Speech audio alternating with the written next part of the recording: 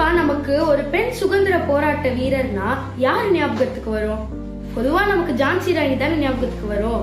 ஆனா ஜான்சி ராணிக்கு 100 வருடம் முன்னாடியே பிறந்து ஆங்கிலேயர்களை எதிர்த்து ஜெயிச்சவங்க வேலுநாச்சியார். அப்படிப்பட்ட வேலுநாச்சியாரை பத்தி இன்னைக்கு விரிவா பார்த்துடலாம். வாங்க வீடியோக்குள்ள போலாம்.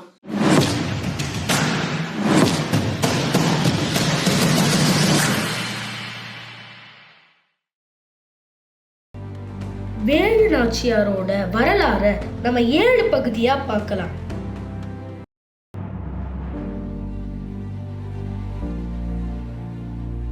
இது கிபி 1730 ராமநாதபுரத்தோட மன்னரான விஜயரகுநாத சேதுபதிக்கும் சக்கந்தி முத்தம்மாளுக்கும் பிறந்த ஒரே மகள் வேலுநாச்சியார். பொதுவா பான் வாரிசை தானே எதிர்பார்ப்பாங்க அவங்களோட அடுத்த தலைமுறையை கொண்டு போறதுக்கு. ஆனா விஜயரகுநாத மன்னருக்கு பிறந்ததோ ஒரு பெண் குழந்தை.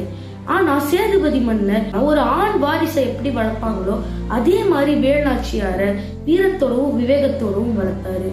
அவரு சின்ன வயசுல இருந்தே வால் சண்டை, வளரி சண்டை, போர் நுணுக்கங்கள்னு நிறையவே வேலுநாச்சியாருக்கு கத்து கொடுத்தாரு.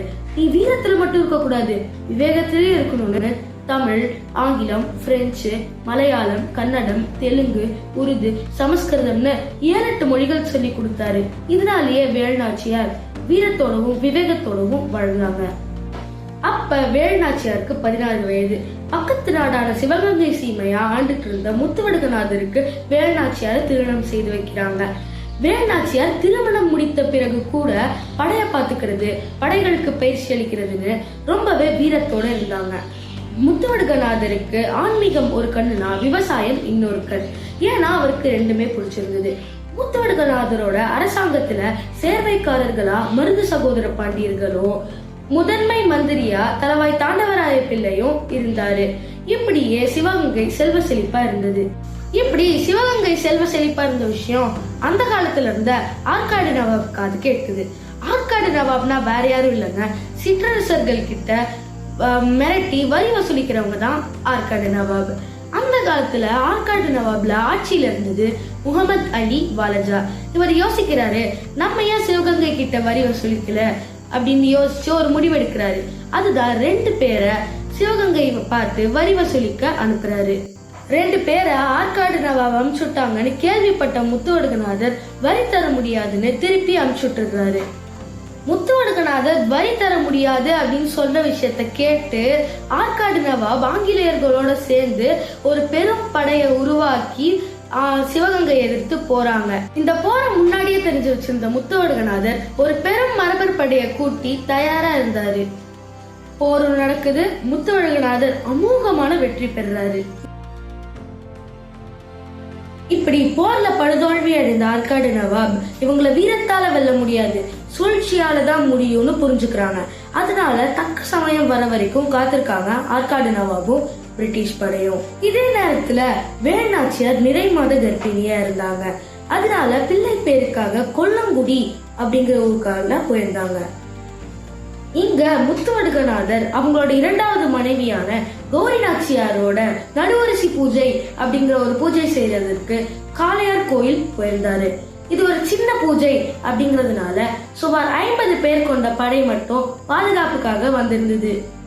இதுதான் தக்க சமயம்னு ஆற்காடு நவாபும் பிரிட்டிஷும் காளையார் கோயிலை நோக்கி ஒரு பெரும் படையை திரட்டி வராங்க. அங்க வெறும் 50 பேர் தானே இருந்தாங்க. அதனால எளிதா ஈவு இறக்கமே இல்லாம ஆங்கிலேயர்கள் சுட்டு கொண்டுடுறாங்க. இதே மாதிரி உள்ள இருந்த ராஜா கிட்ட ஆங்கில படைக்கு தலைமையை இருந்தார்ல கர்னல் ஸ்மித், அவர் சொல்றாரு, ராஜா நீங்க வெளியே வாங்க, நாங்க உங்ககிட்ட வரி வசூலிக்கதான் வந்திருக்கோம்னு சொல்றாரு. அதை நம்பிய ராஜா வெளியே வந்தா அங்க பக்கத்துல இருந்த இன்னொரு ஆங்கிலேயன் அவன் மறைத்து வச்சிருந்த துப்பாக்கியை எடுத்து ராஜா மேலே சுட்டுறான். அந்த இடத்திலேயே ராஜாவும் இறந்துடுறாரு. இந்த பக்கம் வேலுநாச்சியாருக்கு ஒரு அழகான பெண் குழந்தை பிறந்திருந்தது.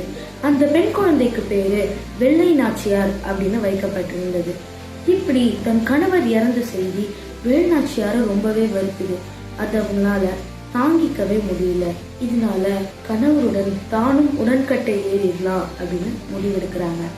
இந்த நேரத்துல தலவாய் தாண்டவராய பிள்ளை வேலுநாச்சியார் கிட்ட வந்து, அம்மா நீங்களும் போயிட்டா சிவகங்கை மக்களுக்கு யாரு விடுதலை வாங்கி தருவா? யார் அவங்கள காப்பாத்துவான்னு அறிவுரை சொன்னாரு. இதை கேட்டோடனே வேலுநாச்சியார் சிவகங்கை மக்களோட நலனுக்காக அவங்களோட முடிவை மாத்திக்கிறாங்க. சரி, உடன்கட்டைனா நிறைய பேருக்கு தெரிஞ்சிருக்கும், சில பேருக்கு தெரிஞ்சிருக்காது. தெரியாதவங்களுக்காண்டி சொல்றேன். கணவர் எரிற அதே தீயில, அதே கட்டையில மனைவியும் சேர்ந்து எரிறதுதான் உடன்கட்டை. பாருங்க, அந்த காலத்திலேயே ஒரு கொடுமையான நம்பிக்கைகள்லாம் இருந்திருக்குங்க. வேலுநாச்சியார் மனது மாறினதும் வேலுநாச்சியாரும் தலவாய் தாண்டவராய பிள்ளையும் திண்டுக்கல் கோட்டையை நோக்கி போறாங்க. அந்த நேரத்துல திண்டுக்கல் கோட்டையை ஆண்டுட்டு இருந்தது கோபால நாயக்கர். இப்ப வேலுநாச்சியார் கோபால நாயக்கரை சந்திச்சு அவங்களோட கஷ்டம் எல்லாத்தையும் சொல்றாங்க. இதை கேட்ட கோபால நாயக்கரும், நீங்க எவ்வளவு நாள் வேணாலும் இங்கே தங்கிக்கோங்கம்மா, நான் உங்களுக்கு உதவி செய்யறேன் அப்படின்னு சொல்றாரு. இது மாதிரி வேலுநாச்சியார் எதிரிங்க கண்ணில் படக்கூடாதுன்னு கொஞ்ச நாள் திண்டுக்கல் கோட்டையில, கொஞ்ச நாள் விருப்பாச்சி கோட்டையில, கொஞ்ச நாள் ஐயம்பாளையத்துலன்னு மாறி மாறி இருந்தாங்க. இப்படி முத்துவடகநாதர் படுகொலை செய்யப்பட்டதோ சிவகங்கை ஆற்காடு நவாப் கைவசம் வந்தது. அப்ப ஆற்காடு நவாப் அவரோட ஒரே பையனான மும்தஜ் உல் உம்ரா கிட்ட ஆட்சியை கொடுக்கறாரு. இவர் என்ன பண்ணிடுறாரு தெரியுமா? ஆட்சிக்கு வந்ததோ சிவகங்கைய ஹுசைன் நகர்னோ ராமநாதபுரத்தை அழிநகர்னோ பேர் மாத்தி வச்சிடுறாரு. அது மட்டுமா, ஏழைகள் கிட்ட இருந்தெல்லாம் நிலத்தை புடுங்கி அவருக்கு ஆதரவா இருக்கிறவங்க கிட்ட எல்லாம் கொடுத்துடுறாரு. முக்கியமா மக்களோட பயன்பாட்டில் இருந்த காசை மாத்திட்டு அவரோட புது வெள்ளி நாணயத்தை அறிமுகப்படுத்துறாரு. இதனால சிவகங்கையோட பொருளாதாரமும் கெட்டு போது, மக்கள் யாருக்குமே அவர் பிடிக்கவும் செய்யல.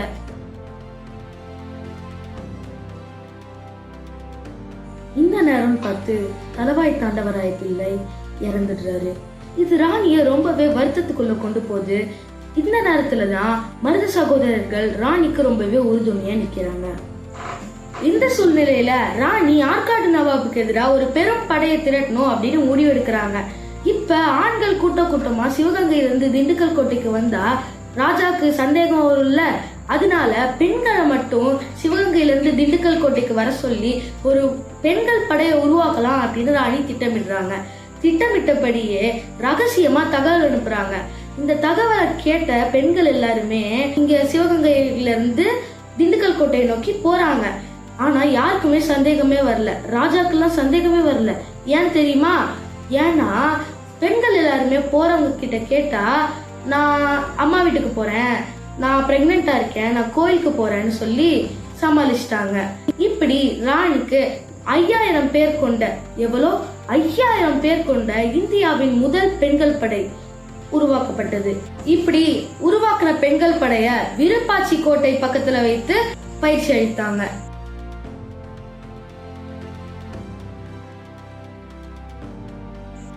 இப்ப ராணி நம்ம கிட்ட படை இருக்கு, ஆனா ஆற்காடு நவாபுகள் வைத்திருந்த துப்பாக்கிகள், பீரங்கிகள், வெடிகுண்டு மருந்துகள் அதுவரை நம்ம கிட்ட எதுவுமே இல்லையே அப்படின்னு யோசிச்சு ஒரு முடிவெடுக்கிறாங்க.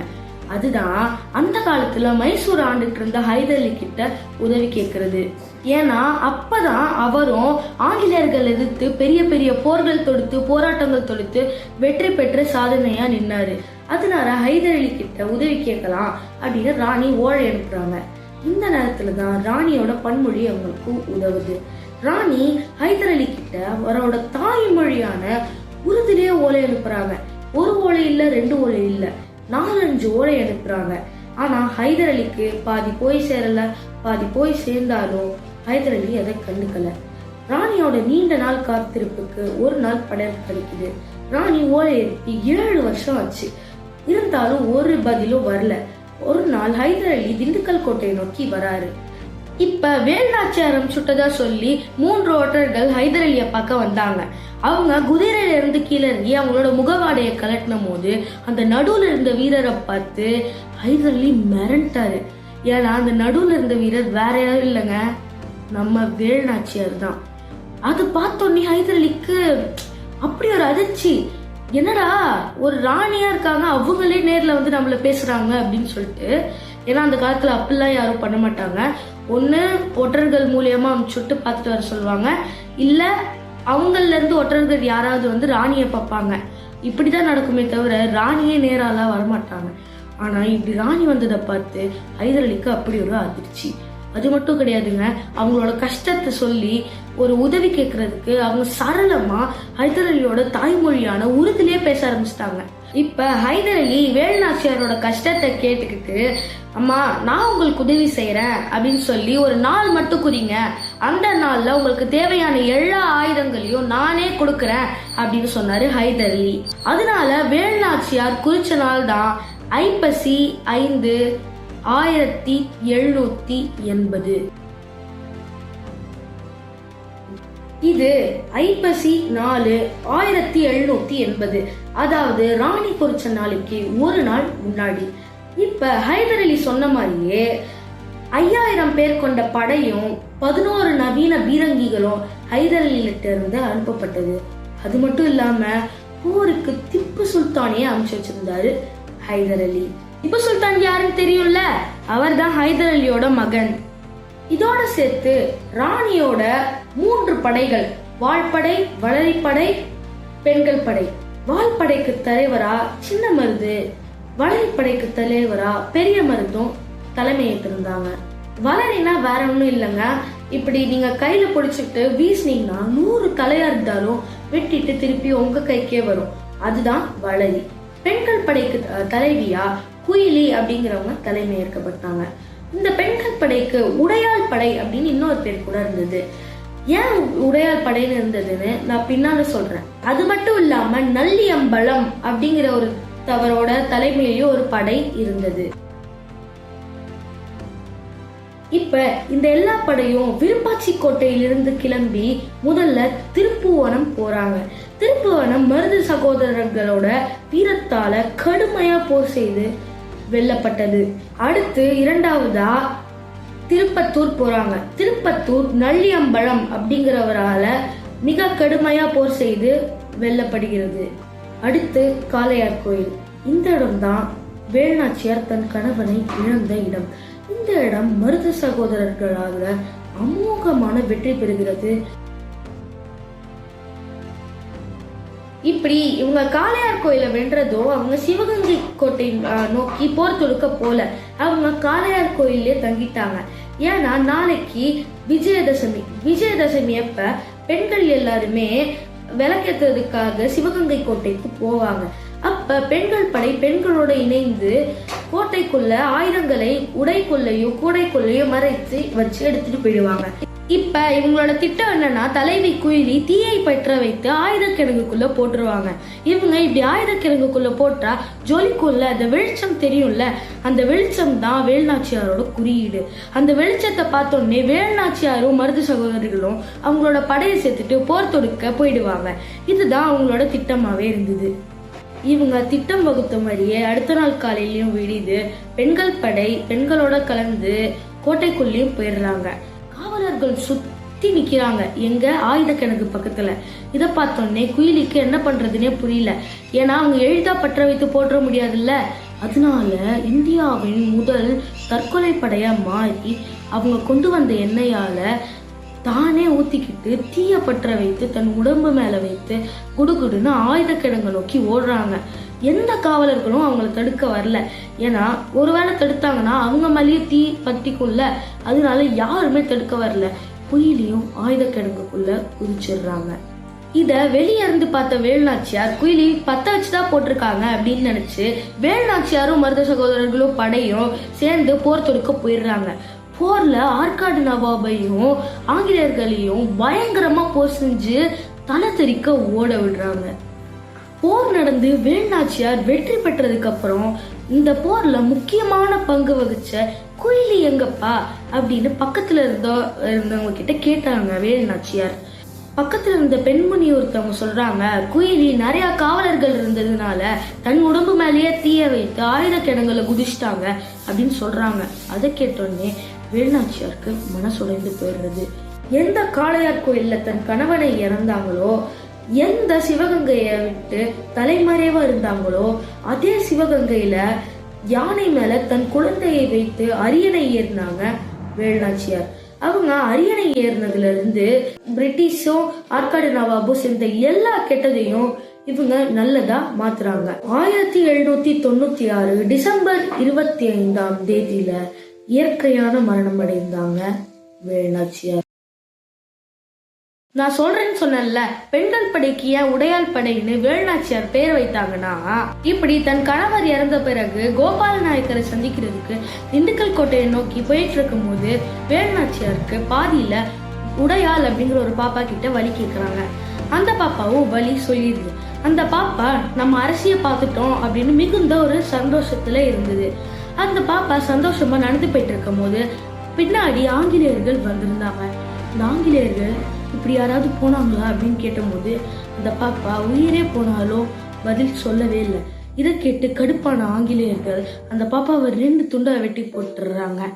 இதை கேட்ட வேலுநாச்சியார் மனசுடைஞ்சு போனாங்க. நமக்காக இந்த பாப்பா உயிரே விட்டுருக்கு அப்படின்னு சொல்லி பாப்பா உடையாள் காண்டி ஒரு நடுக்கலை நட்டாங்க. பின்னால உடையாள் வெட்டுடை காளியம்மனா கொண்டாடப்படுறாங்க. அப்புறம் குயிலி சொன்னல, இந்தியாவின் முதல் தற்கொலை படை, அவங்க இன்னமும் திருப்பாச்சி அம்மனா கும்பிடப்படுறாங்க மக்கள் மத்தியில. சரி, அவ்வளவுதான் இந்த வீடியோ கண்டிப்பா உங்களுக்கு பிடிச்சிருக்கும், புரிஞ்சிருக்கும் நம்புறேன். அது மட்டும் இல்லாம குயிலிய பத்தின ஒரு முழு விரிவான வீடியோ வேணாலும் கமெண்ட் செக்ஷன்ல சொல்லுங்க, அதையும் நான் மறக்காம போடுறேன். இத்துடன் உங்களிடமிருந்து விடைபெறுகிறேன். நன்றி, வணக்கம்.